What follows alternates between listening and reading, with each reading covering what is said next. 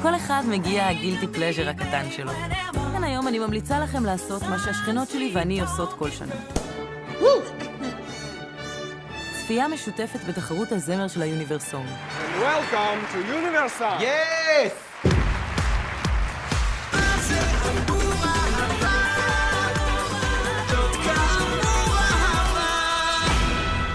מה זה אמור להביע? זה בכלל בעברית הדבר הזה? שתקי אנטישמית. ראית את כל המדינות שמשתתפות? סתם, היה לי מצב רוח טוב בבוקר. מותק, את בסדר? הוא לא יחזור הביתה. זה לא אמור לקרות לך שאת מכוערת וזקנה? אני מכוערת וזקנה? גם אם זה כואב כרגע, גם אם זה יכאב. לאט, לאט, ענת, בסוף הכל יסתכל. בוא'נה, זה שיר טוב. של מי זה? היה לה איזה עניין, מצאנו את עצמנו כל השכנים מנסים לעשות לה קצת שמח. תשמע, זה ממש טוב. אתה צוחק עליי? לא, אני רציני. חבל שלא התעוררתם קודם. מה? ביוניברסונג.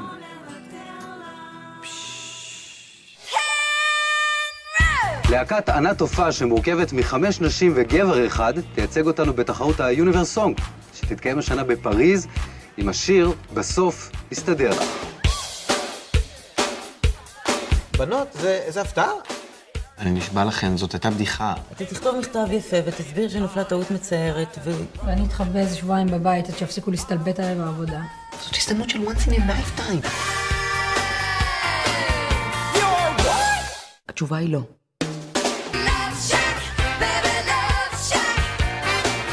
בידוד זה לא צחוק. אנחנו רוצים להבין את האנשים הכי טובים בשוק. אבל נראה לי שאתם חבורה מקסימה. חבל שאין לנו ערבייה.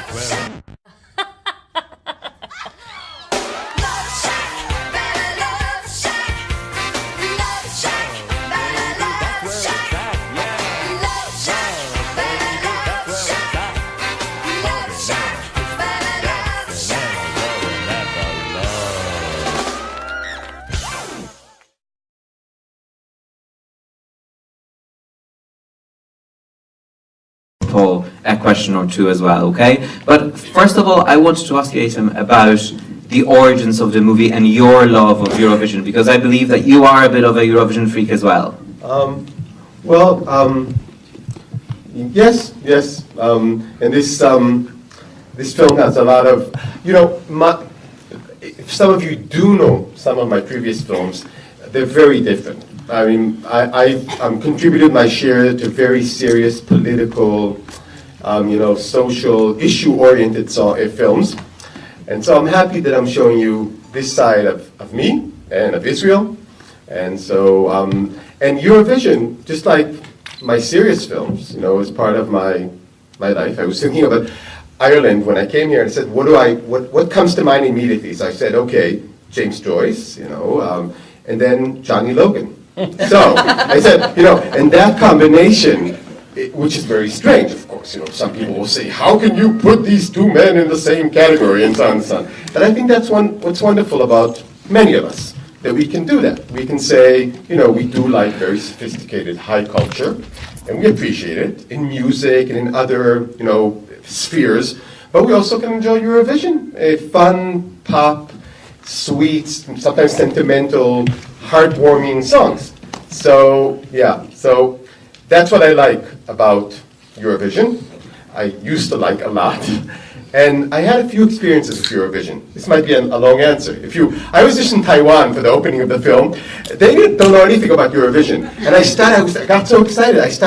I took my iPad and I started showing them, like in the middle of a press conference, showing them songs. You don't know this, you don't know that.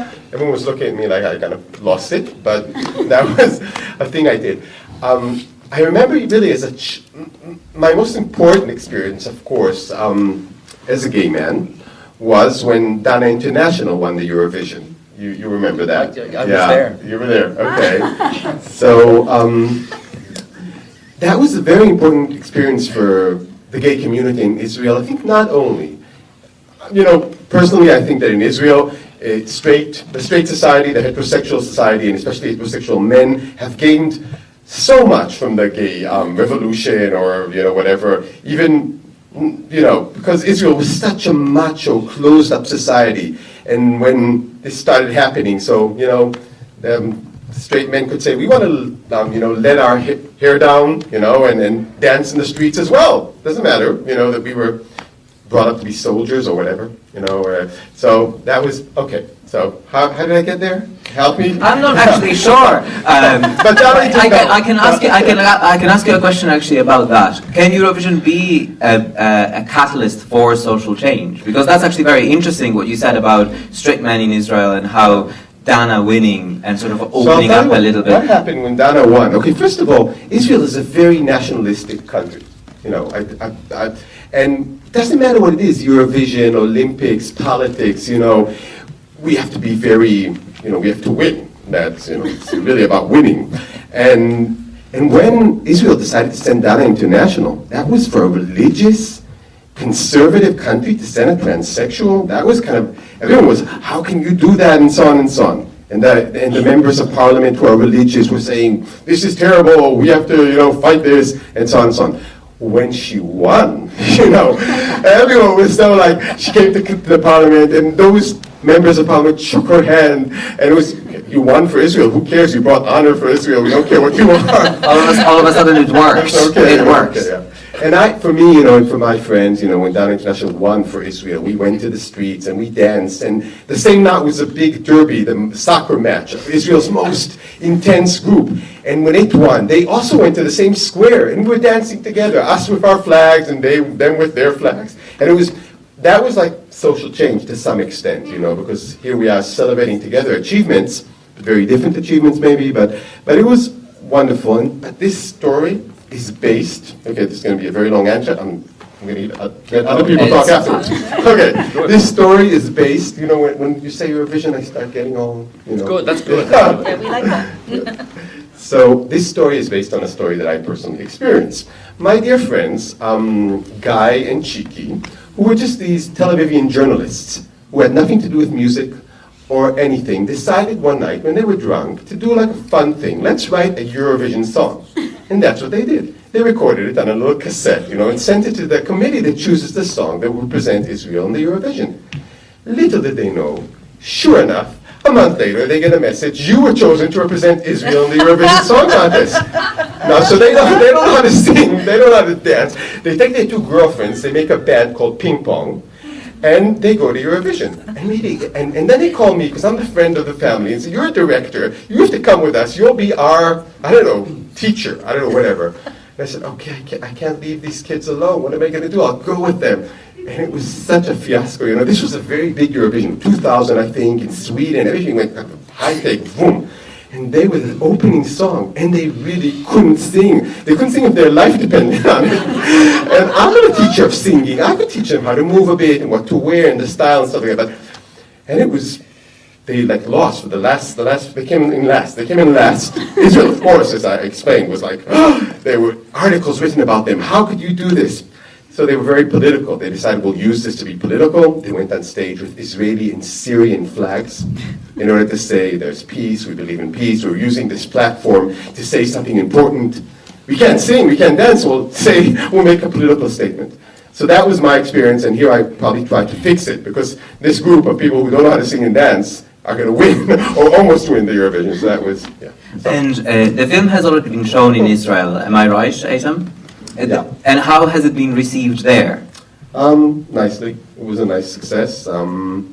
We don't have a lot of fun films. We're not a fun country. So, well, it certainly doesn't. It certainly looks like fun when we watch Cupcakes. So no, it's not true. I'm being funny. Israel has wonderful sides, problematic sides, difficult sides that I don't like. But then again, wonderful sides when it comes to maybe Tel Aviv and modern life. There's really this need of young people in Israel to change, to say we can enjoy life as well, not only fight and be in wars and so on and so on. So that is the fun part of Israel. And I was trying to bring that to audiences in Israel, abroad if possible. Eytan, I'm going to come back to you, but I just want to bring Niamh and Paul for a second. And I always wanted to ask you one question, because I went to Eurovision once to see it live in Belgrade, and it was the most fun weekend I have probably ever had in my entire life, and I wasn't performing. Probably that's why it was so fun, because I didn't have to work. How fun is it? Because it looks like a blast. Well, I have technically been to 3 Eurovisions now. The first one in Mill Street, I know, but I was at yours, which was much more fun, to be honest, because I didn't have to sing at the end of it. Eurovision, I just want to say one very quick thing. This film might have been made in Israeli, but actually this could be a film from any country. And that's something that I really loved about it, because the theme is the same thing. You know, the reality of Eurovision is it is about the real world, and social change and all of that sort of thing is part of it, because it does reflect what's happening in the world, regardless of whether we like to admit that or not. But I absolutely love the film. And I have to say that, first of all, myself and Grode were laughing our heads off up there. We're loving it. But actually, the thing about Eurovision is it is absolutely huge fun. And you start off, certainly the first time I went, and the second year in particular, you go there and you live in this world that is Eurovision. And what happens is, by the end of the time, when you've gone to all the parties, because there's a lot of parties, you want everyone else to win, and it's all very universal. You know everybody else who's in it.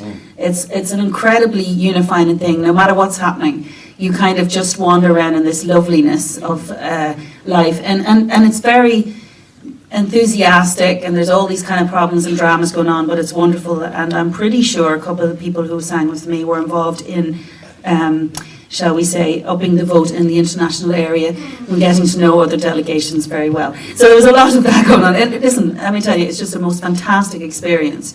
And I often come across people who say that the Eurovision is a place where, you know, how can you do it and all that. But I have been absolutely deliriously happy to be involved both times, because it is an experience that someone should have at least once in their lives. At least once. Yes, or 3 if you get a chance.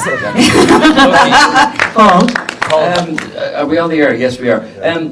Can I just say something first of all? Congratulations on an amazing movie, and I know everybody's going to congratulate you all the time, because it is fantastic. You referenced James Joyce, Johnny Logan, and the Eurovision, an interesting trio. As it happens, the Trinity, of course. As it happens, James Joyce wanted to be a singer. He did, as opposed to a writer. This is what he always wanted to do, believe it or believe it not. But the interesting thing, I was thinking about the fact that James Joyce and people like you, and that is storytellers, are so important in this world, and people who will take a story like this. And as you say, to show, I was sitting with the ambassador, and both of us laughing heartily, him in Hebrew, me in English, and it sounded exactly the same. We both spoke the same language, which was fantastic. And so congratulations again on telling the story beautifully. No stone was left unturned. And as I said to Niamh, I said, I know my Eurovision and perhaps win, and Niamh's Eurovision was everything like this and nothing like this at the same time. So I can't even remember if I was asked a question, by the way. Was I? Yes. No, I've just carried it. How fun was it? How fun was it indeed? It was well, as Niamh said, I managed to sneak into a second Eurovision, and that was the year Dana International won in Birmingham. Apart from the fact that I remember witnessing a very well-known Irish broadcaster kissing Dan International. Hello. And he wasn't that pleased when I walked in on them. Anyway, but that's all I'm going to say for that. It is a real story. I'll tell you privately later on. But however, I was a backing singer with a girl called Dawn Martin, and as Niamh said, I had an amazing time, because we were, we were there a bit like our French presenter. We were there being paid and to have fun, and there was no pressure on us. But the year that I was involved in 1994 was probably one of the most amazing times. And again, chatting with my wife Carol there, we were just saying that the Eurovision has this amazing ability to just distort everything for that period of time, and it's almost like this focus. It's so intense, this laser beam that's so finely tuned and focused, and everything is being worked towards this particular night, and the camaraderie is incredible, the rivalry is incredible. I remember when Niamh Kavanagh went back in to represent Ireland for Eurovision back in 2000 and what year was it? As recent as that, you see. I'm an old veteran at this stage, but and I remember, you know, at the time thinking, my God, Niamh Kavanagh is glutton for punishment, going back for more. But as soon as I started to see her appearing in the paper and on magazine covers and then on TV shows, then I turned into that lady Dana, who was kind of starting to envy everybody, kind of having all this fun. You know, it is such a fun time because watching Niamh going through it for a second time, I recalled the whole experience, which was outstanding, I have to say, and a great personal experience. Yes. And I'll say it again. Was I asked a question that time? Yes. It doesn't matter. It doesn't matter. You said everything you need to say. I just wanted to make a point. It doesn't matter if you win or lose because I've done both, and I'll tell you, it's still the most amazing experience you'll have. I think that's why we watch it as well, because it's that little moment every year that you can forget about everything and have fun. Could you tell me a little bit about the casting process and the cast and the group of people, because we wouldn't know them probably here, and some of them are very popular actors in Israel. So if you could just tell us a little bit about who they are and how you came to choose them. I'll steal your mic. It's Yes. a better mic. Yeah, right. Good. Well, this is a group of actors who are actually each one of them a star in its field. They're very different. Like Yael Balzor, the beautiful blonde girl, the story's kind of based on what she went through in Israel. She was a model, and Israel really saw her growing up from being a model of bikinis and swimsuits, and to being a more serious actress, to being a performer, which is more appreciated, and not the woman who they sing the song to is a really serious theater actor who usually does Shakespeare and whatever in the National Theater, and here was being a little different. Edouard Baird, who is a very big star in France, he's not as well known outside of France because he does these comedies that are very successful in France, but not so much outside of France. So he came along to be the presenter of the Eurovision. I'm just going to explain that we couldn't do Eurovision. We had to do this Universal Song thing. Because I thought, I called the EBU and I said, we're making this film, are you going to support us? I said, not only are we not going to support you, you cannot use Eurovision because we've sold the rights and the name and the format to this very big British company called Working Title. They do all the big romantic comedies, you know, and they want to do this big spoof about Eurovision. They brought Sacha Baron Cohen in, they're going to do a crazy spoof about Eurovision. So I said, okay, we lawyers, we came back and forth. I reached their agents in Hollywood who said they'll never make such a film because they were bought by Universal. They have to make giant American films. They can't make this film about Eurovision and whatever. But they were greedy and said, no, we can't give you rights. So we had to make up. We had your songs. We were starting to send. We were looking for rights for the real Eurovision songs, but then we had to change it. I'm not so sad about changing it because that gave me an opportunity to use a lot of other nice European pop songs from the 70s. And so it was. The soundtrack was great too. Yeah, and I have to say, I have to say, just it doesn't really matter that it says Eurovision or not. It really this film is about what happens to people in the process. Yeah. And regardless of whether they say Eurovision, actually it's nearly better it doesn't in some ways, because it kind of, separates it from that and allows you to believe in what's at the story of and the journey that they're taking, as opposed to what Eurovision is. Well, it's interesting. It doesn't matter what you call it. That movie makes you want to enter it. That's for sure. Yeah, that's for sure. If you want to go in, put a song in immediately. You going in again? Absolutely. Into this one. You and me both. I got you. Now, because I don't want to just asking questions. So perhaps there is a question in the audience, and somebody that would like to ask Niamh, Paul, or Eytan a question. Yeah. And I think we'll be able to hear you. So. Yeah, I just wanted to ask about the Dana factor, if you like. It was interesting, and I'm wondering between we had an Irish Dana, we had an Israeli Dana. Just wondering was there, and the other thing I just want to mention there about copyright not being able to use the name, but yet the song you actually played our Dana's song. So was there any issue around copyright there? Yeah, there was. So we said if we do use Eurovision songs in this context, will that be a reason to sue us, because we're doing Universal Song, but we're using some Eurovision songs. So we were talking to our lawyers, and somehow we kind of worked it out and said this will somehow be okay. It's a small Israeli film; they shouldn't be bad with us. But we used Dana, your Dana, in order to make a point about, you can be a singer and then go into politics, which was what this girl was struggling with. Having both, having fun and singing and being an artist, but then again doing other stuff, and you can live a life which can include James Joyce and Johnny Logan, or right. you could do that. That doesn't have to. Sometimes people think in art or in Israel, especially, that you have to be or very serious or like foolish. It's a dichotomy. There's no way of getting these things together. So that was part of the point we were trying to make. And as we talked about Dana International, that was on the one hand this kind of dance pop tune, and on the other hand she was making a statement, which was an important statement, I think, especially for us. Yeah. There was another question somewhere there. Yeah. Eytan, what are you working on now, if I may ask? What's next?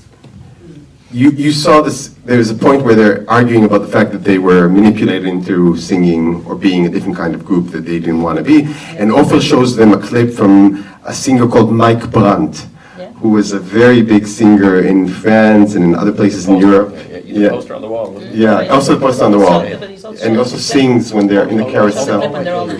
Yeah. And so I'm making a big biopic about him, and it's an Israeli-French co-production. And it's a very interesting story because he came from a very difficult Holocaust survivor family. He was born on the way from Europe. His mother was in Auschwitz, and all the way from and he was born on the way to Israel.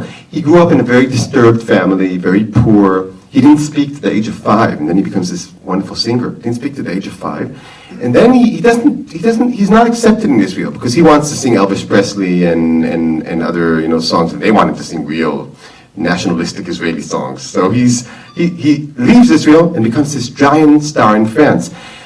But as he grows, as he becomes more and more successful, like inside of him, the whole, like his past and difficult other stuff that's going on, he becomes more and more depressed, and then at the age of 27 kills himself in France.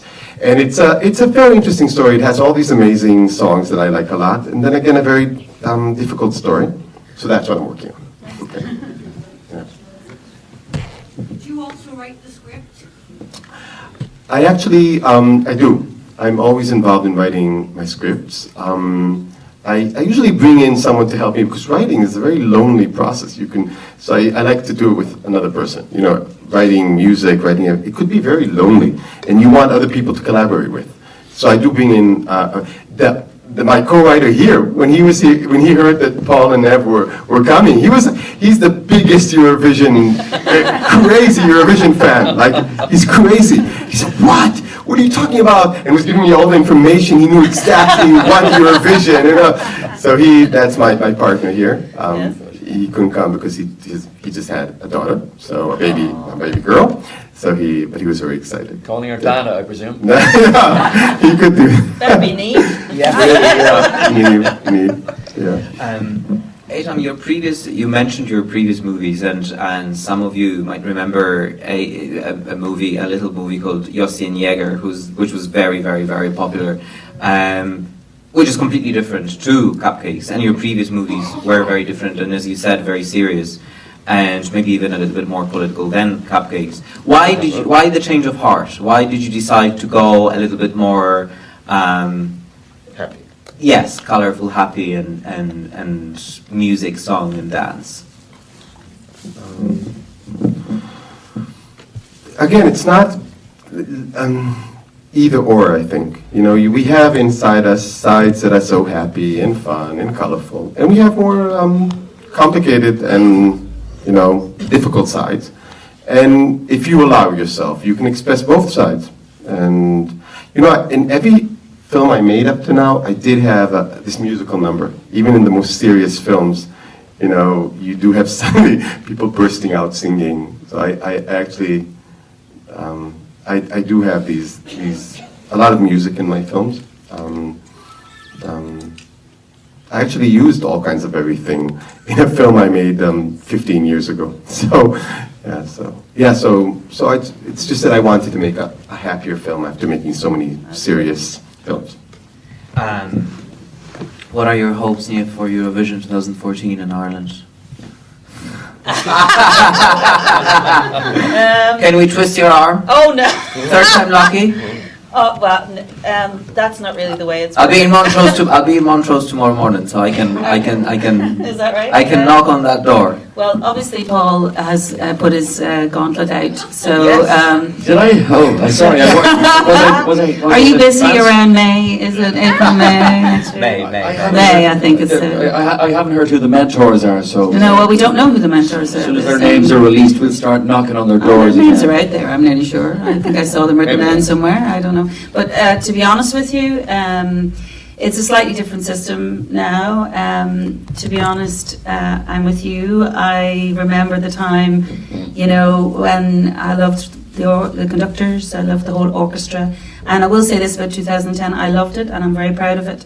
But I did miss the orchestra. I can't say any different. I just loved the whole thing about it when we got up in front of the orchestra. So to me, it demanded more of your song when you had to have an orchestra play it. So it meant that the song had to be different. I won't say better because there's been a lot of great songs in the Eurovision since, and it would be wrong to say that there hasn't. And I will say this: the last few years, the Eurovision in general has improved greatly in regards to variety.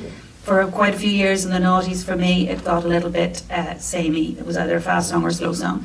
But then it really progressed fantastic the last few years.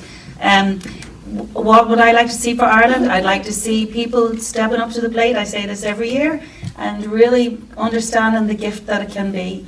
And the fact that you get to sing in front of 350 million people is not to be sniffed at, whether you get the full points or whether you don't. The main point is you've got to get up there and be proud of what you do and do your best job.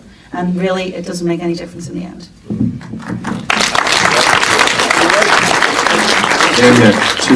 To quote Niamh Kavanagh, in fact, you always say that Eurovision is the gift that keeps on giving. Keeps on giving. And it really does, year after year after year after year after year.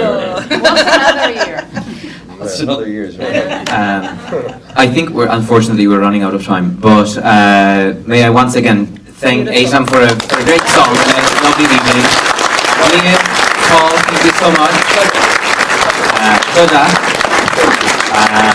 And thank you for coming, and I hope you enjoyed the movie. Thank you so much. Thank you.